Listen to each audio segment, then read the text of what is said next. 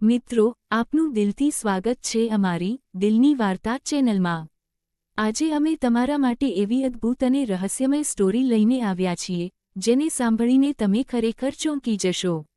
નમસ્તે મિત્રો, આ વાર્તા એક જેઠ અને તેમની નાની વહુની છે। જેઠનું નામ ધર્મેશ અને વહુનું નામ કાજલ છે। આ વાર્તા પરિવારની એ છુપી લાગણીઓની છે જે ક્યારેક અજાણતા પ્રેમમાં બદલાઈ જાય છે। તો ચાલો શરૂ કરીએ।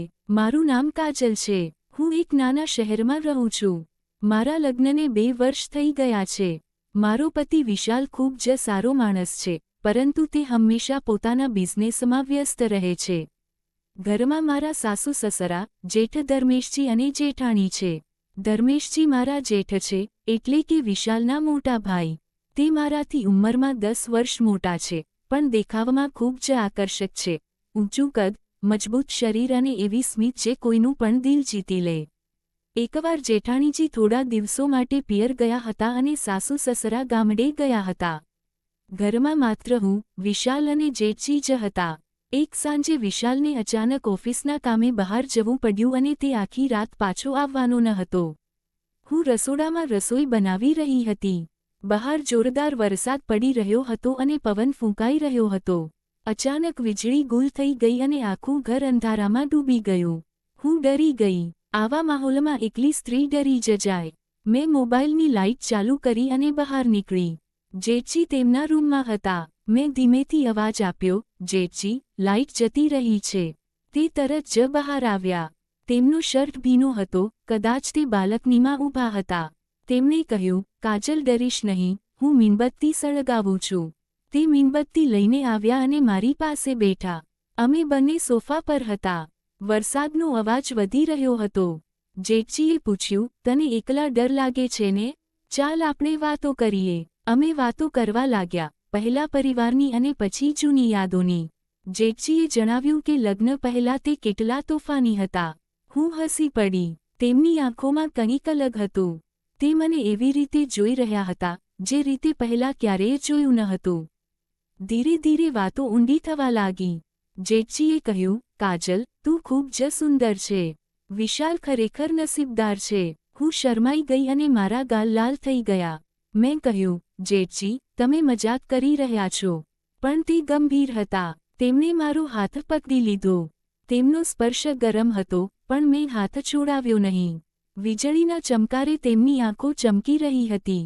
અચાનક જેઠજીએ મને પોતાની તરફ ખેંચી। હું તેમની છાતી સરસી ચાપી ગઈ। તેમનું દિલ જોરથી ધબકતું હતું। મેં પણ મારી આંખો બંધ કરી લીધી। તેમણે ધીમેથી મારા ગાલ પંપાડ્યા। મેં કંઈ ન કહ્યું। પછી તેમના હોઠ મારા હોઠને અડ્યા। તે પહેલું ચુંબન હતું, એટલું ઊંડું અને જુસ્સાદાર કે હું બધું જ ભૂલી ગઈ। અમે બંને એકબીજામાં ખોવાઈ ગયા। જેઠજીએ મને ખોળામાં ઉઠાવી અને પોતાના રૂમમાં લઈ ગયા। મીણબત્તીના પ્રકાશમાં રૂમ એકદમ રોમેન્ટિક લાગતો હતો। તેમણે મને બેડ પર સુવડાવી અને તે મારી પાસે આવ્યા। તેમના હાથ મારા વાળમાં હતા। અમે એકબીજાના પ્રેમમાં ડૂબી ગયા, જાણે વર્ષોથી આ પળની રાહ જોતા હતા।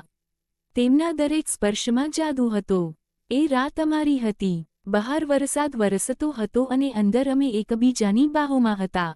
જેઠજીએ જે પ્રેમ આપ્યો તેની મેં ક્યારેય કલ્પના પણ નહોતી કરી।